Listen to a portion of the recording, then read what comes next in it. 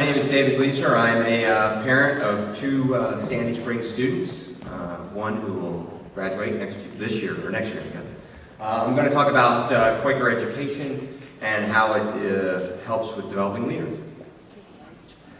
So let me start by saying that I am a lifelong friend and the product of Quaker educational institutions and a student of leadership. I believe that Quaker beliefs and education can be an important part of the leadership we need in our time. And to begin with, I am not speaking of the power model of leadership. Jim Collins, the author of Good to Great, states, if I put a loaded gun to your head, I can get you to do things that you might not otherwise do, but I have only exercised power. I have not exercised leadership. If people follow you because they have no choice, then you're not leading. Great leaders channel their ego needs away from themselves and into the success of their organization. It's not that great leaders have no ego or self-interest. Indeed, they are incredibly ambitious, but their ambition is first and foremost for the institution, not themselves. Recognizing that God in everyone is a central belief of Quakerism and Quaker education. A belief that all humans have a unique worth is in direct conflict with the power model of leadership. In addition, some may say that Quaker ideals and leadership are incompatible. I believe the opposite to be true. But don't take my word for it. Forbes magazine writes about bringing elements of Quaker business practice to the boardroom. This means infusing the boardroom with a healthy measure of quiet, mutual respect, and most importantly, the idea that no one has all of the truth. The author Warren Bennis identifies self-knowledge as one of the keys to being a great leader. Searching inwardly with an open mind allows us to confront all aspects of who we are in the world and become comfortable with the reality of our strengths and weaknesses, successes and failure. As further evidence that Quaker practice and leadership is extremely valuable, let's look at the oldest and first business school in the world and still one of the top. Joseph Wharton, a Quaker, endowed the school and started Bethlehem Steel. Quakerism and Quaker education is imbued with taking into account the needs of the community above the needs of the individual. In my mind, this quote from Harry S. Truman brings an important aspect of leadership to the forefront. It's not always about you. Quaker testimonies embody some keys to leadership. Integrity. No one follows a dishonest person for very long. Community. People want to be part of something that has purpose. Equality. Great leaders want people to challenge them. This doesn't happen without equality.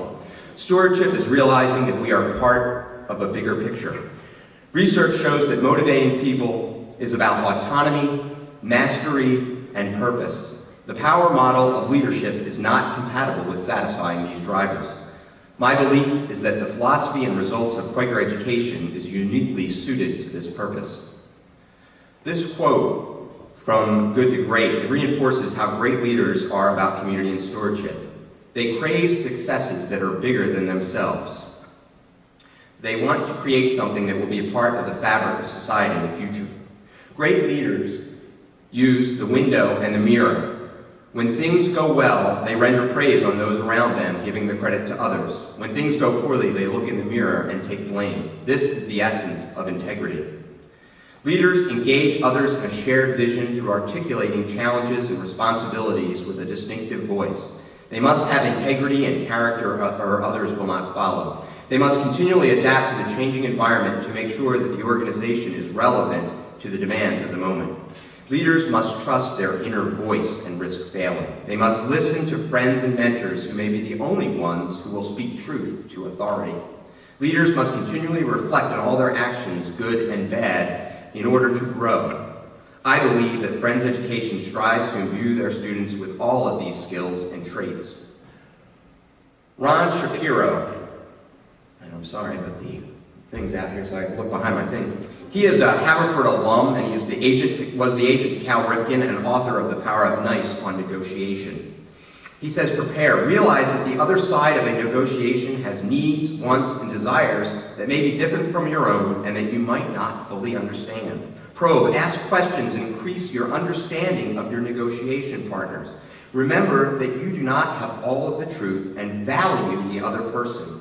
Propose. Suggest possible solutions to the sticking points preventing you from coming together. Quaker secondary and undergraduate education seeks to create people who can look at problems comprehensively and from many viewpoints, which are the essential requirements of leading a successful negotiation.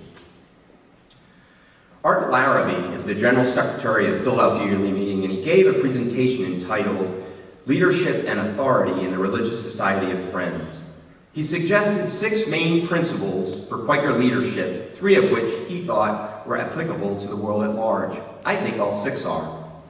Think globally about plans and aspirations for the organization. Share ideas freely, even if others get the credit for their application. Take risks. Put your neck on the line for the good of the organization. Be spiritually grounded in your thinking. Why shouldn't a leader's spiritual compass play a role in leadership, integrity, quality, stewardship? Trial ideas with others. All leaders should seek a better plan, even if that means incorporating the others' ideas and visions. Success is the progression of the community or organization. Why is that not important to a CEO? All great leaders want to see their organizations prosper beyond their time in charge. And finally, walk cheerfully over the world, answering that of God and everyone. Thank you very much.